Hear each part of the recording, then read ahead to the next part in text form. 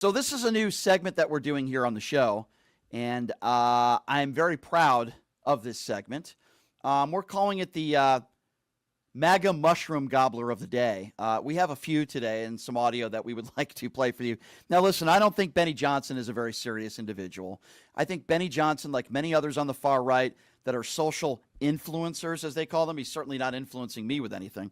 But there's a lot of people out there that are not very serious. There's a lot of people out there that don't mean what they say. They make money off of their right-wing propaganda. And Benny Johnson is a guy who wears the Donald Trump knee pads 24/7.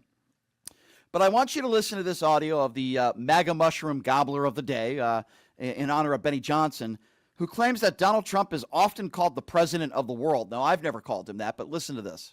Donald Trump is often called the president of the world. Multiple world leaders have called him that. I don't want to call him that, but that's what world leaders have called him because the office itself is so unbelievably powerful, Piers, and you have military bases all over, and every second there's another world leader calling you for something. And I think there's a reality distortion field in D.C. that has been very pernicious in our politics in America for the last 50 years, for sure, since the Second World War, where American politicians feel like they have to be the world's police and they feel like they have to be the world's daddy.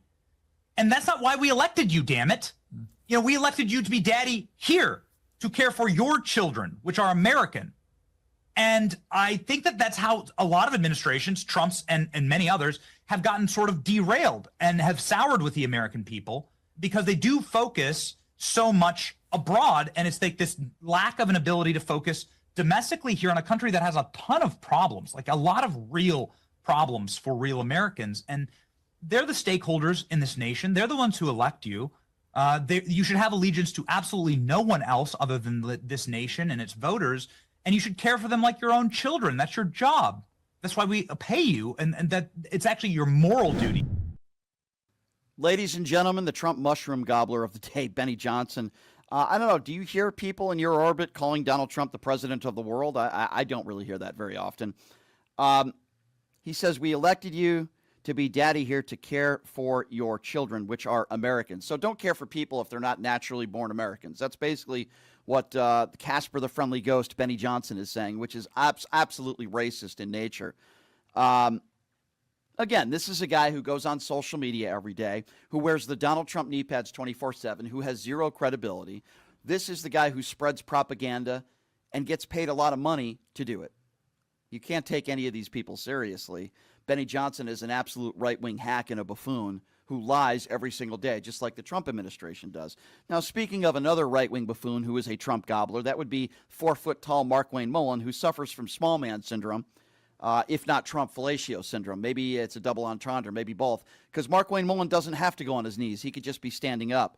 Maybe Markwayne Mullin is Bubba. I don't know. But anyway, listen to this exchange he had yesterday, or I believe, I'm sorry, this was earlier this morning, saying he thinks it's a win for both sides, for Russia and Ukraine, if basically Russia gives up no concessions and Ukraine gives up all the concessions. By the way, a country that was invaded by the evil, murderous dictator himself, Vladimir Putin. Have a listen to the Putin puppets. That is what is the Republican Party today. Mr. Senator, this deal, my opinion, would be a win for Putin. You happy with that? Well, I think it's a win for both. Zelensky's looking for a way out. The president's doing everything he can to negotiate a peace deal. If you knew, and Stu, I don't think I can share with you all the details of where we started from with Putin and the negotiations with Zelensky. But I will tell you just one little part, how far we've come back to the center. Is one thing that Russia and Putin was pushing is they wanted all the land that a Russian soldier had stepped foot on, which would have been absolutely ridiculous. And so we're pushing back. We always knew we were going to lose part of Donbass. We understood that. Zelensky, I don't think, wanted that at all. In fact, I know he didn't want it. We had conversations about that. Kyiv was never going to be able to be put back into Ukraine, and a lot of times, if you talk to the people of Kyiv, or not Kyiv, but my mind just slipped me. Crimea. If you talk to the people in Crimea, they kind of see themselves more as Russia, anyways. And so this gives security to Ukraine, which is what they're needing. It also it gives a little bit of assurance to Putin that they're not going to be able to join NATO, but it still gives NATO security if Russia impedes again into the sovereign territory of Ukraine. So, you know, it's not perfect, but it's a heck of a lot better than killing people every day. And it would stop the war, and that would be the way it should be. Right.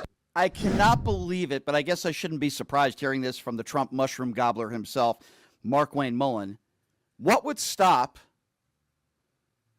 Just explain this to me for a moment.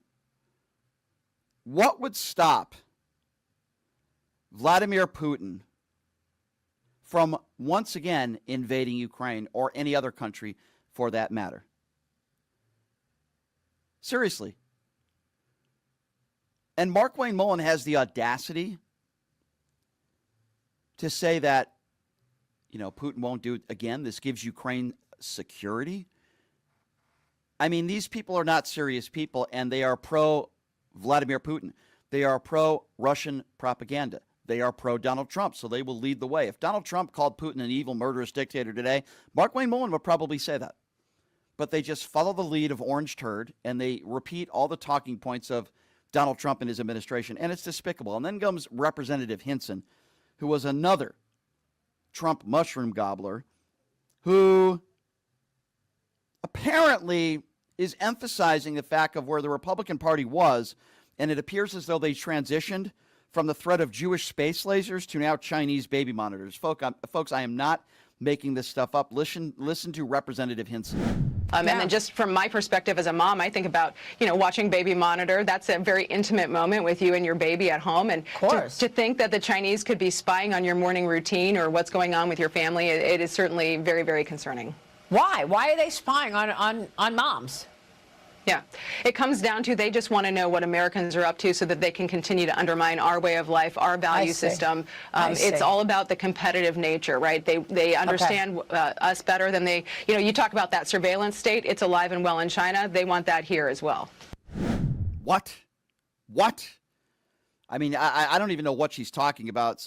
Chinese baby monitors. I guess that's the new topic of conversation. These people are not serious people, and unfortunately they're in powerful positions and they're lawmakers, and I don't understand how these people ever get into office. But then again, I don't really understand how people voted for Donald Trump again. So, you know, I guess it goes both ways on that one. Perhaps the biggest Trump mushroom gobbler of them all is Vice President J.D. Vance, again, who once called Donald Trump the next American Adolf Hitler. So this is one of those